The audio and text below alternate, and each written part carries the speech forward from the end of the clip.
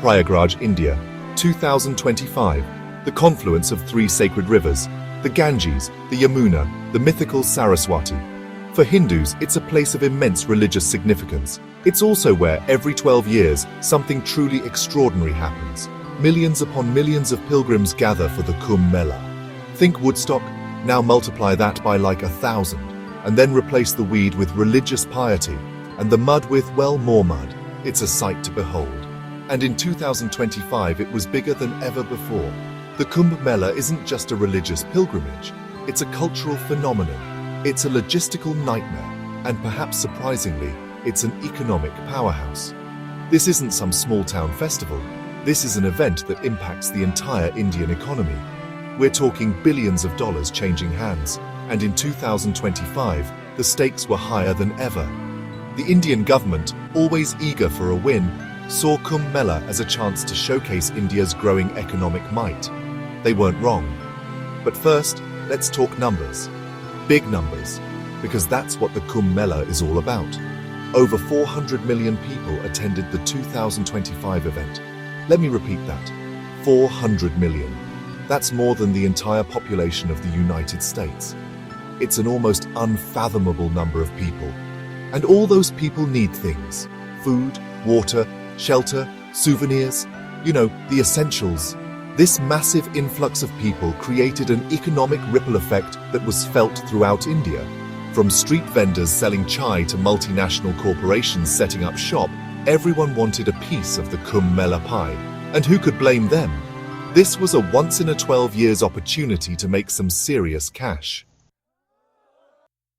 Now I know what you're thinking. 400 million people. That's got to be good for the economy, right? You're not wrong. The Kumbh Mela injected an estimated $30 billion into the Indian economy. That's billion, with a B. That's more than the GDP of some countries. Let that sink in for a moment. But where did all that money go? Well, it went everywhere. Let's start with the basics. Food and beverages raked in a cool $2.5 billion. Because, 400 million people get hungry and thirsty. Religious items like idols, incense, and other spiritual paraphernalia brought in another $2.5 billion. Because you can't go to a religious festival and not buy a souvenir, right? Transportation and logistics were another big winner, pulling in around $1.2 billion. Think about it. Moving 400 million people around is no small feat. It takes a lot of buses, trains, and boats. And then there's the whole issue of, traffic, which, as you can imagine, was a bit of a nightmare. But it wasn't just the big guys who benefited. The Kumbh Mela provided a much-needed boost to small businesses and local vendors. From chaiwalas to flower sellers, everyone saw a significant uptick in sales. For many, the Kumbh Mela was a chance to make enough money to last them the entire year. The Kumbh Mela wasn't just a boon for local businesses. It also attracted major corporations and international investors. Everyone wanted a piece of the action. Telecom companies saw a surge in data usage as pilgrims connected with loved ones and shared their experiences on social media. The event became a marketing goldmine, with brands vying for the attention of millions. The tourism industry also experienced a major upswing. Over 1.5 million foreign tourists flocked to India to witness the spectacle of the Kumbh Mela. Hotels were booked solid, restaurants were overflowing, and tour operators were working overtime to keep up with the demand. The government, recognizing the potential of the Kumbh Mela to boost tourism, invested heavily in infrastructure and marketing campaigns. The event also provided a platform for cultural exchange and understanding. People from all walks of life, from all corners of the globe, came together to share in this unique experience.